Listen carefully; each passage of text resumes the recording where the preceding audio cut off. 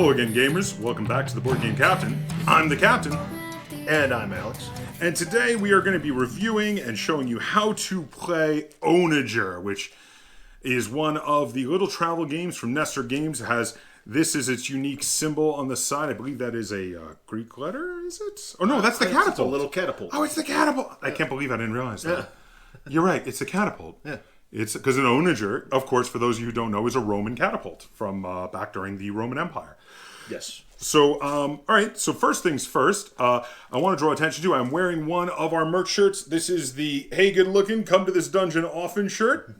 Because you know what? Sometimes when you're playing a role-playing game and you run into a monster during a dungeon, combat is not the answer. Every once in a while, you got to brush off those charisma-based skills. All right, little hug. That's right. So if you get in one of those situations and you need a shirt to bail you out and you want to get this or any other cool gamer gear merch shirts, check out my Teespring store, link in the description down below for shirts and mugs and other such things. And if you'd like to and are in a position to and want to help out the channel, there's also a link to my Patreon in the description down below where you can get access to some videos early as well as behind the scenes content and even the ability to request review and tutorial videos to classic games. Now, I would like to thank Nestorgames for sending me this copy of Onager to review. Thank you, Nestorgames. So now, like most of their small little travel games, it comes in this little Ziploc duffel pouch that you could attach a carbon or two and just hang from your bag, which is really cool. That's they're fun to take away. That's what it says on the side of the bag. Fun to take. You know, these are some really good travel games. The design is great because these fit in a pants pocket. Right. Easily. Or a jacket pocket or a purse if you're a lady. Yeah. This is really awesome.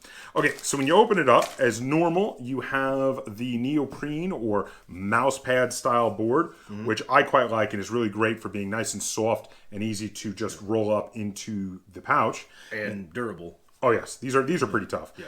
And this one has this nice hexagonal shaped space board with a big onager written on the one side there, and it says Nestorgames. The format looks like I have a classic fantasy typeface for Onager, so I kind of really dig that. And then the other components are we have these plastic little discs. We've got black discs and white discs for the two players. They're just sort of, I don't know, is this an acrylic maybe? Yeah, I don't know. It's very light plastic. Very light plastic. Yeah, they're durable, but they're very light and small. And then they have the discs for the water, which are silver, and they're a different kind of plastic. Yeah, they're even lighter. I'm not really sure what the difference in the two types of plastic are, but they are different. They are definitely different varieties. Like you can see them if you look up close. These are not the same kinds of plastic. Then, of course, the last of the components is the rules.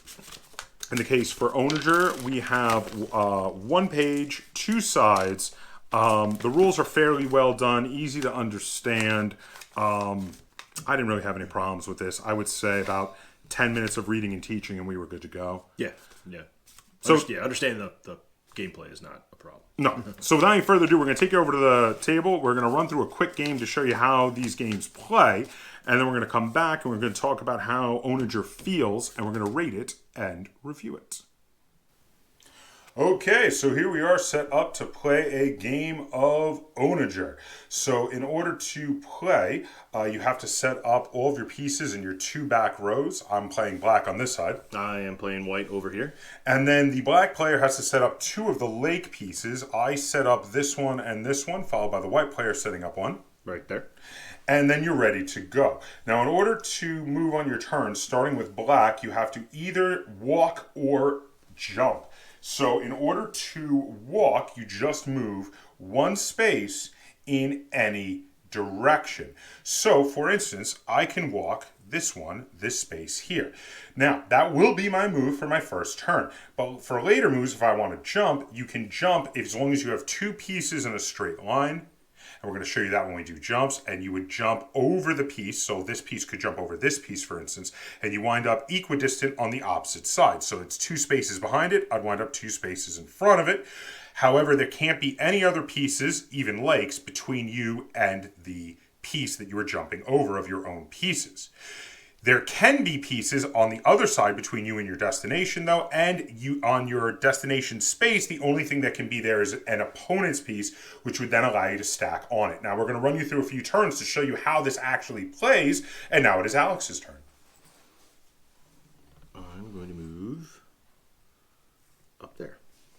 Excellent. I am going to move. I'm going to take this one here and jump over this one here so that I do wind up right there. I'm going to jump this piece over this one here. It goes 2 spaces before hitting here and then can go another 2 spaces before dropping there. Ooh. Now what you going to do? I'm all the way on your side of the board. Jump over my guy to there. Oh, clever, clever. I see. I'm going to move this piece here, just 1 space over.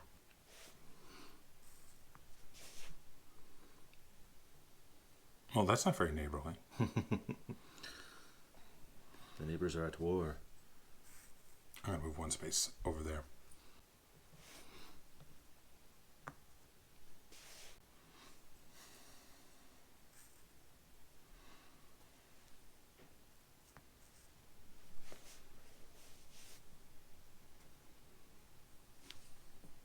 Aha! Go right ahead. See, now the dilemma that Alex is having is he was preparing to jump on this piece to stop it from moving and hold it down. However, if he does so, because of me moving here, I can easily jump over here and jump back on top of the stack. So that's the problem he's having. So he needs to either set up another jump that he could do on top of that or something. But also, there is also the danger of the fact that this piece could jump over here and wind up in his back row. And if that goes unanswered, also he could lose the whole game. Is a problem. I've set up a nice set of catapults here. That's one of the things I think is best about this game is getting to set up all these jumps and cause your opponent to really have to figure out now what to do in response. Yeah, this right here. This is my favorite part of the game, is doing this. Right.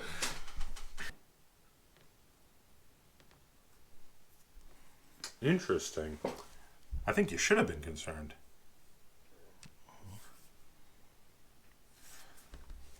You do have that. This is true. That was well done. Okay. One of the interesting things is in this game is that when you jump on top of a stack, if there's a second jump you can immediately make, you're actually allowed to keep jumping. Right. So if you can set up chains, those are rare though, but if you can, they can be really great. Oh, see, now where's the fun in that?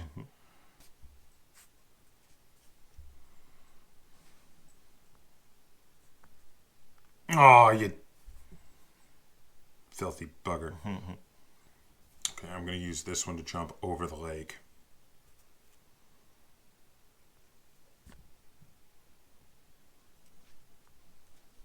I'm going to jump over this one here. Go 1, 2, 1, 2, boom. Kaboom. Kaboom is right. Getting very close to getting some guys going in the back row again. See, the object of the game is you have to start your turn with more units in your opponent's back row than they have in yours. So it does give them a turn to come back or jump on top of it like Alex had done over there where he jumped on top of my piece. So it went from I had at the beginning of his turn 1 more piece in his back row than he had mine, and then at the beginning of my turn we both had 0 pieces in each other's back rows. You're playing quite defensively. Okay, that being said, oh, this is going to throw you for a loop. I'm going to go right there. Boom. Because you could jump on it, but doing so would free up my other piece. And that's how you play a game of Onager. So as you see, I got a piece in my back row and I put Alex in a really tough position. We're going to stop the tutorial here, though, rather than see if Alex can fix it. But you have to start your next turn. In this case, Alex would get a turn, and then I would get a turn, and I'd have to start my turn with 1 more piece in my back row, or just more pieces in Alex's back row than Alex has in my back row. And currently, Alex was playing very defensively and hadn't been able to get any pieces in my back row. So now we're going to head back over, and we're going to talk about how this game plays and how it feels, and we're going to rate it and review it. Welcome back. So that was how you play a game of Onager. Yeah. Sorry, go ahead. It's not terribly complex. No, but it does get interesting is you have to start watching out for all the paths that people can jump in on you. Yes. Now, we did a fairly short game there just to show you how you play and win, but we've had some games that get much more into a back and forth where one person will jump into the back row, then you'll jump on top of them, then you jump into the back row again, and then they jump into the back of your row. You just were playing very defensively in that game, so you didn't wind up having any ability to jump into my back row. Correct. When I got a piece into your back row that you couldn't jump on top of. Right. So, but we have had games that will go back and forth, and that's what I think is the most interesting and awesome part of Onager, in my opinion. I agree. That is the most interesting thing, is that it does not matter how many pieces you have in the opponent's back row. It doesn't matter, if you get them there faster. It just matters if they're there when you begin, and then you have more. You have more than your opponent. We played a game where we each had like 5 in the back row of each other's. And so it was not this game. Not this game, but previously. So you're like, he had 5 in my row, I had 5 in his back row. We're trying to and you start running out of pieces at that point. Yeah. Too. So you start making really long jumps. Yes. And not only are you playing defense, but you can also win by just being there longer. Yeah. So, and then it becomes incredibly key to have pieces in the middle of the board to make those giant jumps from one side of the board to the other, which is really awesome. Right. Yeah. Okay, negatives about Onager. I want to go first. I have the same minor negative I have in general with the Nestorgames line. I think these are great games. I don't want you to think this is like a make it or break it sort of negative. But I have a minor negative with all of these, which is they don't have the name on the outside of the bag. They have a symbol. Yeah. The symbols are cool. Don't get me wrong. That's actually a positive. But I would like on the blank side the name of the game. Minor negative, but take it for what it is. It is one of my few gripes with these games. I think these are the Nestor Game Line games. I've yet to find a bad one. They're all pretty good. They're all pretty good to pretty amazing. Right. Somewhere in that gradient.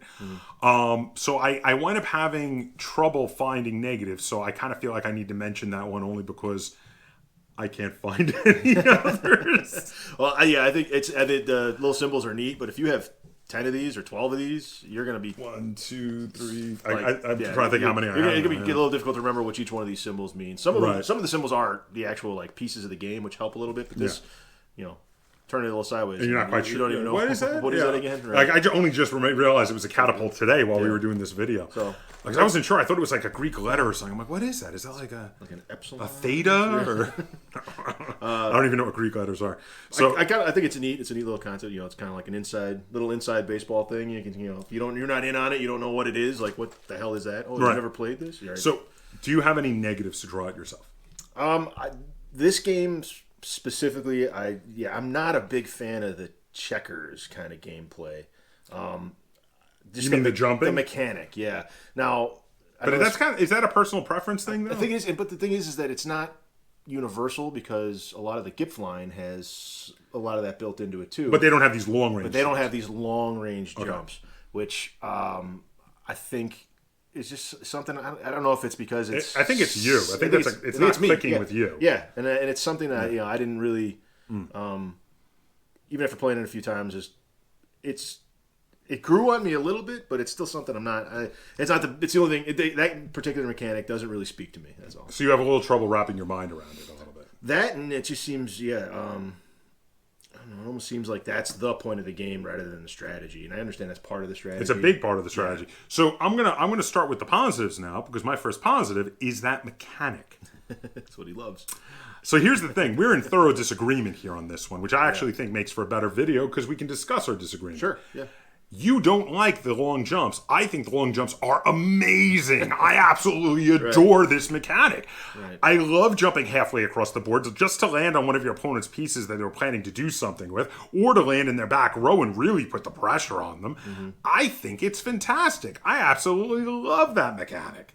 I'm going to thoroughly disagree with you on that one. And I think that's that's the thing it's the most important part of the game, and it's sort of like what I have the biggest issue with. So I think that's going to be an important thing when we're deciding whether or not we can recommend it to you, is do you think that sort of sneaky long jumping on top of your opponent's pieces and preparing those long jumps is a very cool and fun sounding thing. If yes, we're going to be able to recommend this game to you. If no, we're not. It's a very key mechanic in this game. I love it, so I would highly recommend it to you. You maybe not as much. And I don't want to like oversell it because it's still a fun game to play. It's just that particular thing just didn't Click with you? Click with me. Just it didn't do it for me. But do you have any positives you do want to talk about? Yeah, the scoring is fantastic. Oh, yes. That's a brilliant part of this game. How you win is, I thought, that was very ingenuitive, I thought.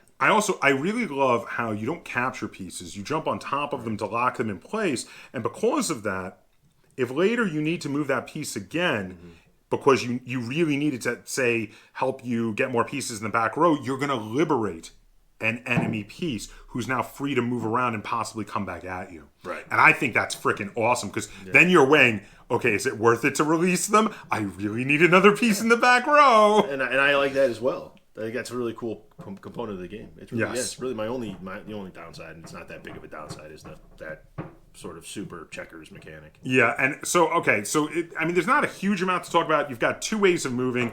You've got one way to win.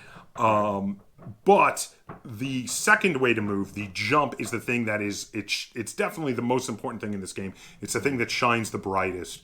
And it is freaking awesome. I love it. You're a little more... I'm a little mad about it. All right, so since I'm obviously going to rate this one higher than you, let's get your rating. Well, first off, did you have anything else you wanted to talk about with Onager? No, nothing that doesn't apply to all of these games. I think the portability, the size, the quality, the components, I think they're all great. Yeah, this one is up to snuff with all of them. Once we're able to go places again, just like all of the Nestorgames, this is a great game to take with you to the coffee house or pub or anywhere you want to go on the go and play it just on any table anywhere. Camping, this thing is very portable. We actually took a few of the Nestorgames last time we went camping, which was really cool. It was great just to play there on the table. Right. So, all right, so I'm going to let you. In which case, then I'm going to let you rate it first, since I'm probably going to be higher. I think you're going to be higher, and like I said, I didn't want to oversell it. I think this is still a solid 6.5. Okay. But you're actually lower than I thought you would be. I thought you'd be at least a 7. I'm surprised. The game mechanic that is the most important part of the game is the thing I don't like about it. That's fair. See, but now here's where we're going to differ significantly, because I am a solid 8 stars out of 10 on this game, and 100% it comes down to that mechanic, because I love that mechanic. And you are meh on that mechanic, hence it brings it down to a 6.5 to you. You need to be in the mood to play it. I'm all the way up at an 8. I want to play this game all the freaking time. I want to run tournaments of this game. This game is fantastic. Yeah. So definitely the biggest thing is that method of leapfrogging, of being catapulted across the board, which I didn't even mention. One of the things I really like about that, I love how you can't have anything between you and the piece catapulting you. But after that, you fly over stuff, so then you can have anything in between you. It doesn't matter. You'll jump over it. I think that's really cool. Didn't get to mention that before. So yes, if you like that, the idea of that mechanic, this is the game for you. If you don't, it's not. It really just comes down to that mechanic. And it doesn't kill the game. I'm not, like I said, but it's just not my favorite. So all right. All right, so there you go. If you enjoyed this review and tutorial and you'd like to see us do more like it, be sure to give it a like, share it on all forms of social media, and if you haven't already, please subscribe to the Board Game Kaptain. That's Kaptain spelled with a K on YouTube. And until next time, game on.